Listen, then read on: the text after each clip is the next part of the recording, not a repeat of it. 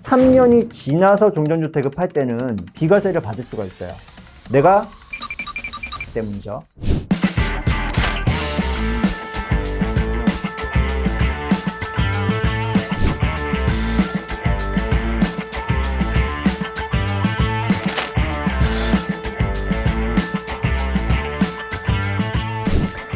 안녕하세요. 리브부동산TV의 이승현 회계사입니다.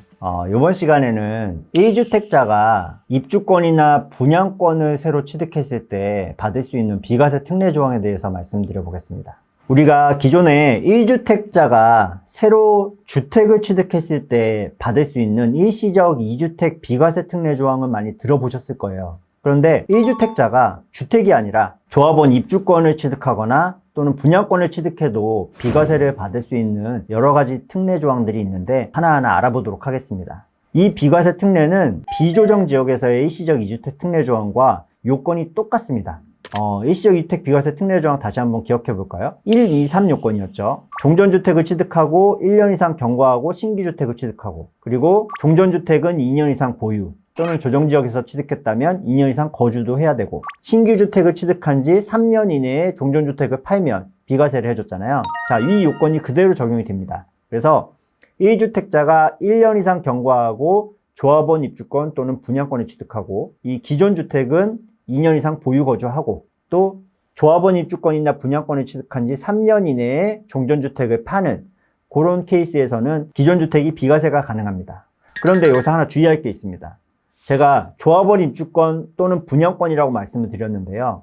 이 분양권은 2021년 1월 1일 이후에 취득한 분양권만 이런 비과세 특례가 적용이 되는 거예요. 2021년 1월 1일 이후에 취득한 분양권부터 양도세에 주택수에 들어가도록 바뀌었잖아요.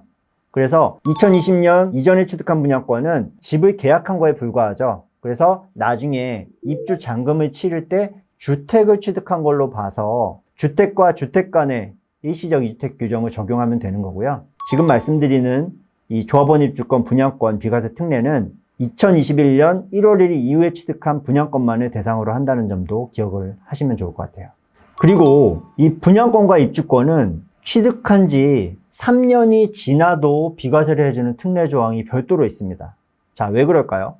여러분이 1주택자라고 생각을 해보세요. 입주권이나 분양권을 사게 되면 이 새로 지어진 집에 들어가서 살려고 사겠죠.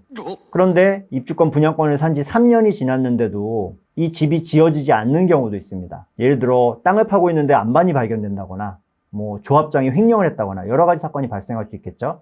자, 그런 경우에 입주권 분양권을 산 지 3년 안에 종전주택을 팔 수가 없는데 못 팔면 비과세를 안 해준다. 이것도 너무한 일이죠. 자, 그래서 입주권 분양권을 산 지 3년이 지나서 종전주택을 팔더라도 비과세를 해주는 겁니다. 그런데 여기엔 조건이 추가가 되겠죠. 너가 이 새로 지어진 집에 들어가서 살 실수요자인 경우에만 해주겠다 라는 게 추가 조건입니다. 그럼 3년이 지나서 기간 제한 없으면 안 되겠죠. 언제까지 최소한 팔아야 되냐? 이 조합원 입주권이나 분양권이 새로운 주택이 되고 그 새로운 주택이 된 날로부터 2년 안에는 팔아야 돼요. 굉장히 기간이 길죠. 요 사이에만 종전주택을 팔면 비과세를 해줍니다. 대신에 이건 실수요자한테만 해주는 특례라고 했어요. 그래서 별도의 요건이 하나 더 붙는데요. 주택이 완성된 후 2년 안에 그 새로운 주택으로 전세대원이 전입해서 1년 이상 계속 거주를 해야 됩니다. 자, 이런 요건을 갖추시면 3년이 지나서도 종전주택의 비과세를 받으실 수가 있으니까 기존의 1주택자들은 새로 주택을 사는 것보다 입주권이나 분양권을 사는 게 훨씬 더 비과세를 받을 수 있는 폭이 넓어지겠죠. 그런데 조합원 입주권 분양권을 취득하고 3년 이내에 종전주택을 파는 것과 3년 이후에 파는 것의 규정에 가장 큰 차이점이 하나 있습니다. 아까 3년 이내에 종전주택을 파는 규정에서는 종전주택을 취득하고 1년 이상 경과하고 나서 입주권 분양권을 취득해야 한다고 말씀드렸죠. 그런데 3년 이후에 종전주택을 팔면서 비과세를 받을 때는 이 1년 규정이 없습니다. 그래서 예를 들면 1주택자인 상태에서 다음날 입주권 분양권을 샀어요. 그러면 입주권 분양권을 사고 3년 내에 종전주택을 팔면 비과세를 못 받습니다. 내가 종전주택을 사고 1년 이상 경과하고 샀어야 되는데 1년 이내에 샀기 때문이죠. 그런데 3년이 지나서 종전주택을 팔 때는 비과세를 받을 수가 있어요.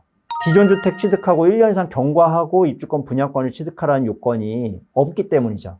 그러니까 여러분이 만약에 주택을 취득하고 1년 이내에 입주권 분양권을 사셨다면 3년 이내에 파시면 안 되고 3년이 지나서 종전주택을 파셔야 비과세를 받으실 수가 있습니다.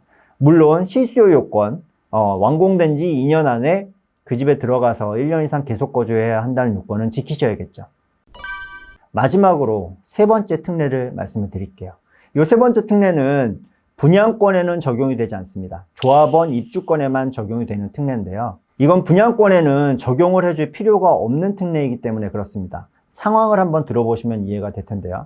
재개발이 이루어지는 지역에 집이 한 채 있었습니다. 그런데 이 지역이 재개발 또는 재건축이 이루어지면서 이제 제가 이 집에서 나가야 되는 거예요. 자, 그럼 나가서 살 곳이 없죠. 그러면 임시로 살 곳을 주택을 하나 추가로 구입을 합니다. 그리고 그 집에 가서 살다가 내가 기존에 살던 집이 이제 새 아파트가 되는 거죠. 그 새 아파트가 되면은 저는 어디로 들어갈까요?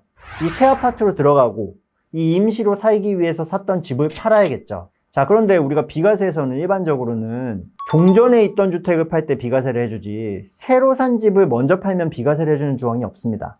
하지만 이런 재개발 재건축으로 원래 갖고 있던 집이 새 아파트가 되고 그 집에 입주하는 이런 케이스에서는 나중에 산 집을 먼저 팔아도 비과세를 해주는 특례가 있는 거죠.